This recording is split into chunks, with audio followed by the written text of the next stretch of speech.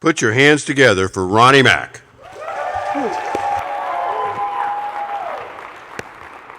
All right, so for those who may not know me, I'm Ronnie Mack. I'm a local educator. So do me a favor. Can you look behind you? Make sure they're not taking your wallet or something. Look to your left, look to your right, look in front of you. Y'all are now in a group project together. And we all love group projects, right? No, we don't. All right, Terry, go ahead. So, boom. When you think about Florida, what do you think about? Alligators, Publix, heat. Publix, I love Publix. But you think about hurricanes. And when I first moved here, I was confused by Floridians because y'all weren't scared. But I learned the secret. I learned y'all's secret. As long as you have power, you are in good shape. That could be a candle, a battery, a generator, your neighbor's generator that you didn't return the last time. As long as you have power, you're in good shape. So this had me thinking before my speech, what is something that powers us as a society? What keeps us moving forward? What keeps us engaged and moving in a rate of success? That's people. That's the people around you, the people you work with, the people you worship with. They are the key to your success. I know for me, I've been in education for a long time. I would not be here if it was for my parents. I wouldn't be here if it was for other educators. If it wasn't for mentors in my community, I wouldn't be here standing in front of you today. So like any good educator, y'all gonna get an in-class assignment that y'all gonna hate. I want you to think about this. Who are the people, when you think about your origin story, who were those that helped craft that for you? Was it a loving parent? Was it the testimony of a family member? Was it your kids? Who were those people? I get to work with some of the brightest minds at Embry-Riddle who do literal rocket science. I don't know what half the stuff means. I just help fund it.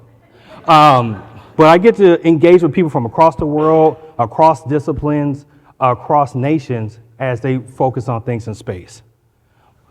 I love the conversation of people because I think we need to be reminded of that power in our current divisive environment.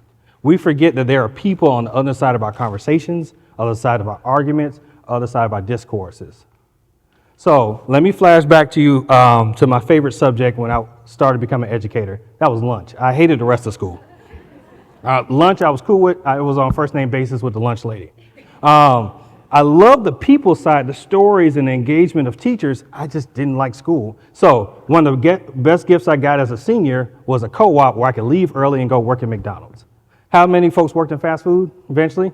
So y'all know grease stains on the hands, chicken nuggets frying, like that part I didn't like, but I like the people side of it. I love meeting, like I've met the most diverse array of individuals. I've met millionaires, I've met people who weren't currently housed, I've met parents, I've met kids my age, because everybody got to eat sometimes, and everybody has a story. So in my mind, I was going to be the next Ronald McDonald until my nagging mom told me I was going to school. Well, aggressively motivating mom told me I was going to school. But it wasn't because she was being mean. She was one of my people. She had faith in me that I didn't see in myself. So my journey of being Ronald McDonald ended. I was going to go to Hamburg University and everything. But a new journey started, a new journey in education that I didn't think I was equipped of or smart enough to engage in. But once again, a mother's faith pushed me a long way. So once again, I'm in school and asked me, do I like school yet? No, I still hate it. I loved everything outside of school. I was an RA, I was in Greek life. I enjoyed the engagement and the stories of people, just not stats or business or marketing classes. And this was my pastime throughout most of my college career. Yeah, so you don't send your kid to school for thousands of dollars for him to do that. But once again, it was the social side of it. The only bad thing was when I became a grad student, I worked in the dean of students office. And you can't have that lifestyle working for the dean. So that was almost the time that my education career got cut short.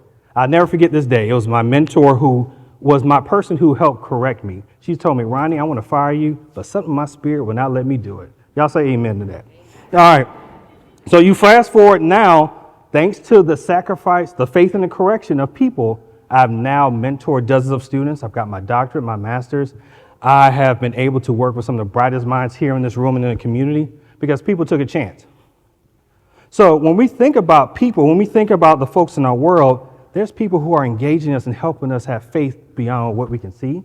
They're supporting us every day. And they're also correcting us just to make sure that we don't go off the rails. And one thing I want to leave you with is always remember that people are your solution. And we forget that from time to time. You might be working in redevelopment, you might be helping the homeless or unhoused, or you might just be a mom taking care of your kids. But you always need people to help you thrive and survive. So I want you might be asking me, how do I harness this power, Ronnie? I ain't got a generator around me. I want you to start here. Start with the people in this space. Can you ask them their story? Can you have a deeper conversation? Because anybody born in the 80s, anybody remember the show? All right, cool. We're about to engage in copyright infringement. So I want you to raise your hand for me, please. I'm a teacher. Y'all gotta listen to me. Say, I have the power of people. Don't tell Hasbro. Have a good day.